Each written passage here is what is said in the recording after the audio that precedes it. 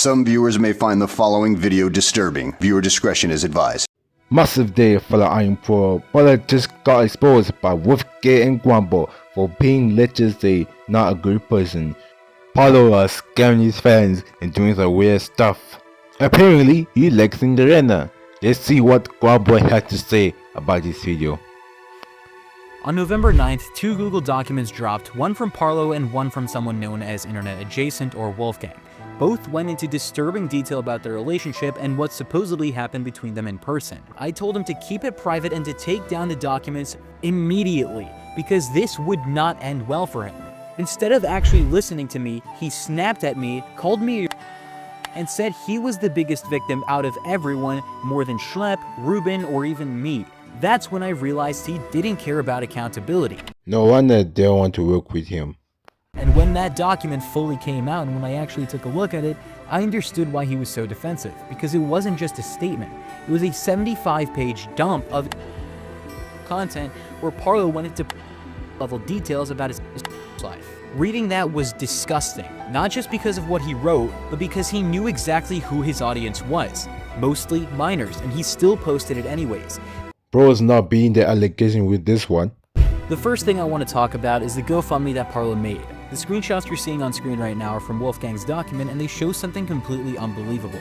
Around late September, Parlo launched a GoFundMe claiming he needed money for legal fees, food, and rent. But just a week later, he used that same money to fund a trip to London, a trip that was explicitly in nature. Not the 6-7 reference. Evidence shows Parlo sent over $1,400 to Wolfgang, with $1,100 being for the plane ticket and the other $300 being for the passport and other fees. What makes this even worse is that he hadn't paid his editors in almost 5 months and was still asking friends like me to handle his work for free. Meanwhile, he bought a new gaming laptop worth around $2,100 or about 1,600 sterling as he said, and a brand new phone which is probably around $500 to $800. Bro, that's like 36,000 rand and she bought that for 8,000. But instead of being responsible, he spent thousands on technology and his trip.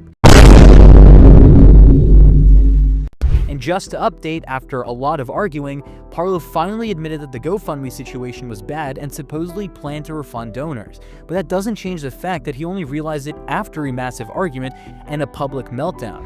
He even started a fight on Twitter with Tanuki Alex, calling the whole situation a nothing burger when she was completely right to call him out. Everybody go subscribe to Alex Tanuki new YouTube channel. She makes really great videos.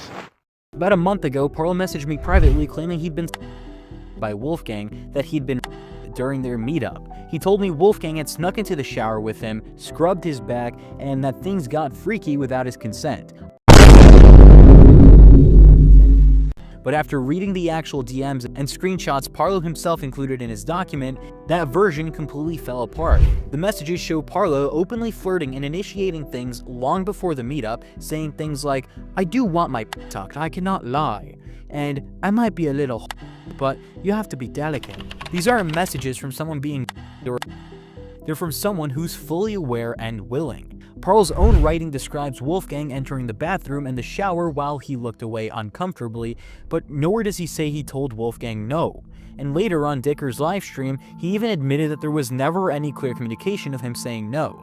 Looking at it now, it's obvious that this wasn't some one-sided.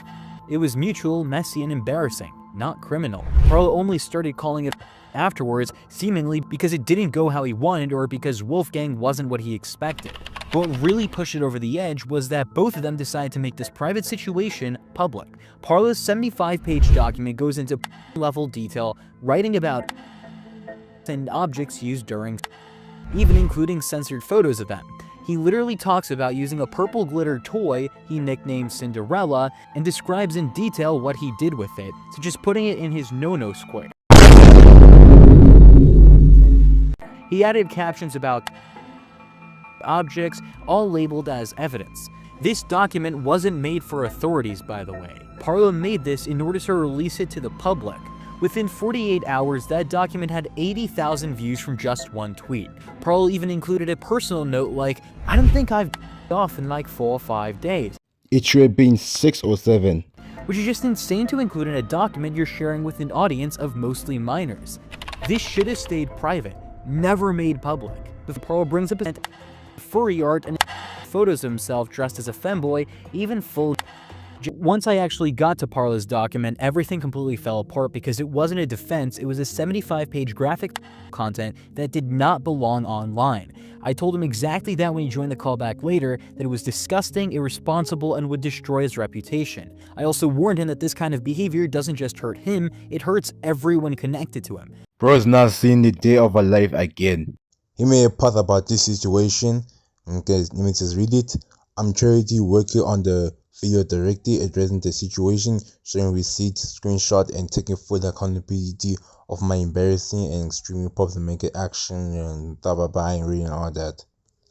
After that, his reputation and his fan page was never the same again. Fortunately, around the time for this video.